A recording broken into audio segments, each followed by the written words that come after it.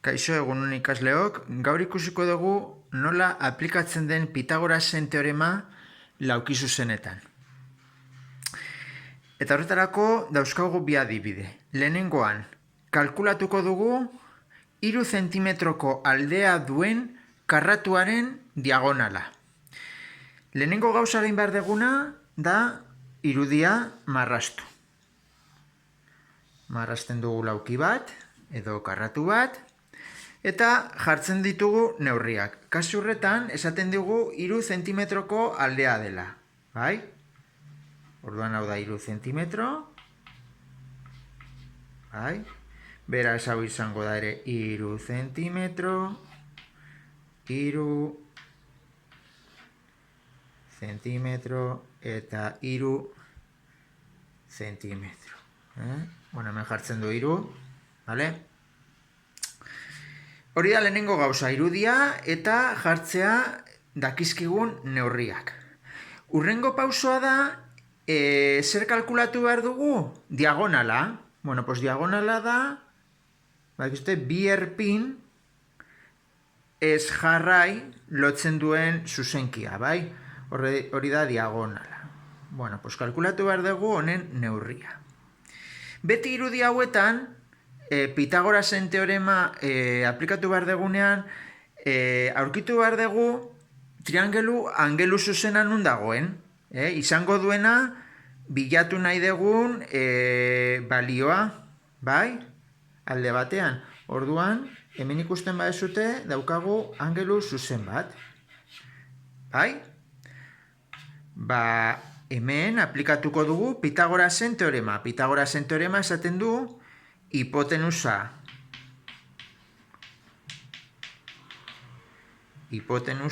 berbi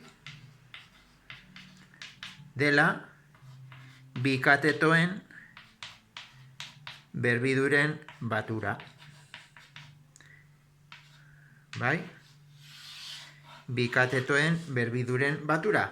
Beraz, orain formula honetan ordezkatuko ditugu balioak. Hipotenusa zer da? Pues kasu honetan, triangelu angelu zuzen honen diagonala. Deitu diogu D, orduan D berbi, izango da berdin. Kateto bat berbi, hau da 3 berbi, bai? Gehi, beste katetoa berbi. Kasu honetan ere da 3 berbi, bai? Hemendik ateratzen dugu diagonala dela,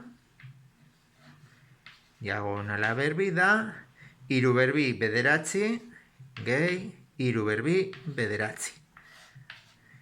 Segituko dut hemen, diagonala berbi da, bederatzi gehi bederatzi, 18.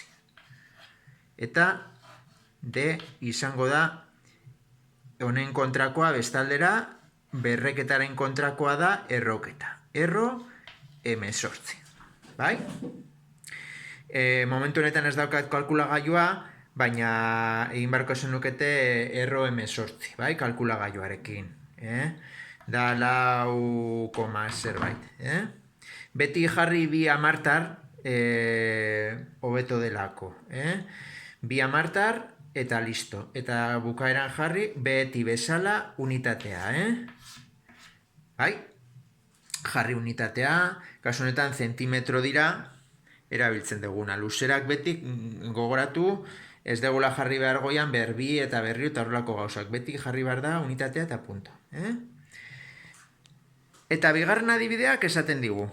Kalkulatu 4 zentimetroko alde bat eta 5 zentimetroko diagonala duen laukizuzenaren azalera.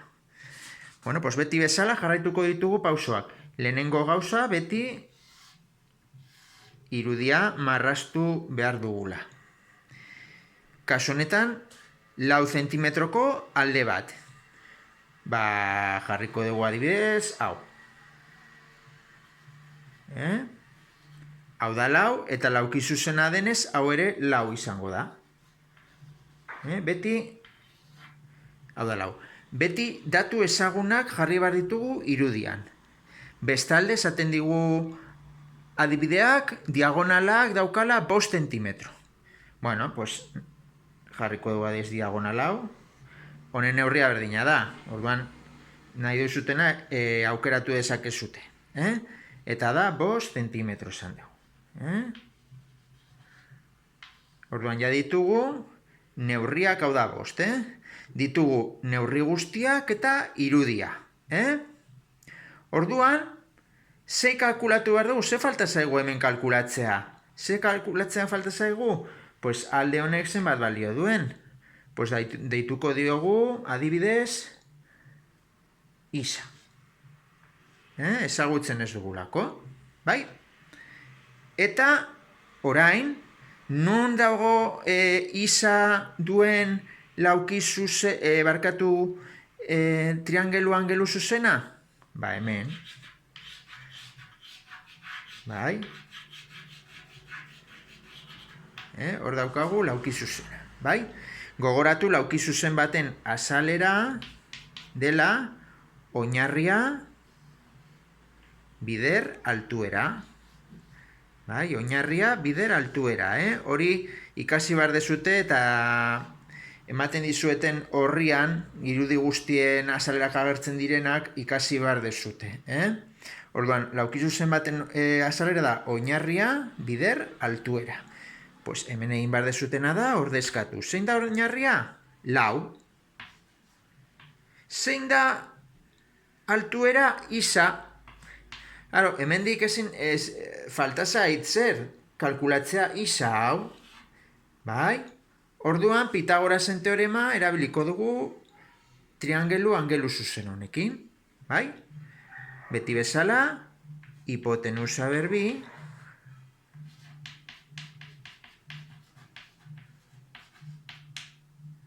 da kateto berbi gehi kateto berbi. Ikusten dezute hemen beti kombinatzen dugula alde batetik Pitagoras eta bestaletik perimetroak edo azalerak. Orduan, hipotenusa, zenbat balio di hipotenusa triangelu-angelu zuzen honetan? 5, jarriko dugu, 5 berbi. Zenbat da kateto bat? 4 berbi. Berbi. Eta beste katetoa, zenbat balio du beste katetoak? Ba, isa. Ez ezaguna da. Berbi. Bai. Hemendikan, segituko dut. 5 berbi da, 25. 4 berbi da 16. Gehi, isa, berbi. Bai? Orain, nola eskatzen da ekuazio hau? Pues, bigarren mailakoa denez, zenbakia bestaldera. Zenbakiak zenbakiekin. Hemen nola den plus, bestaldera minus. Bai? 25 16 da 9. Bai? Eta orain, bukatzeko, berbi honen kontrakoa da erroa. Bestaldera erroa izango da. Jarriko dut hemen, ez delako sartzen, orduan, erro 9 berdin isa. Orduan, erro 9 da 3. Orduan, isa da 3 zentimetro. Vale? Gogoratu luzerak lehen bezala, hemen zentimetro denez, pues zentimetro mantendu behar dugu. Eta bukatzeko segin behar dugu azalera kalkulatu. Kalkulatu dugu ja hemen isa, 3 balio duena, ordezkatu lehengo formulan azaleran. 4 bider, eta kalkulatu dugun balioa, 3. Orduan, 4 bider 3, izango da 12 zer. Ez ahaztu unitatea jartzea. Kasu honetan azalera dira bi dimentsiotan. Orduan, bi dimentsio direnez beti azalerak dira berbi. Luzerak dira berbi. Orduan, laukizuzen honen azalera da 12 zentimetro karratu. Orduan, luzerak dira zentimetrotan, barkatu, bueno, zentimetro hau da dimentsio batean, eta azalerak bi dimentsiotan. Ba horrela, kalkulatu ditugu lauki zuzenen azalerak eta beste elementu batzuk Pitagorasen teorema erabiliz.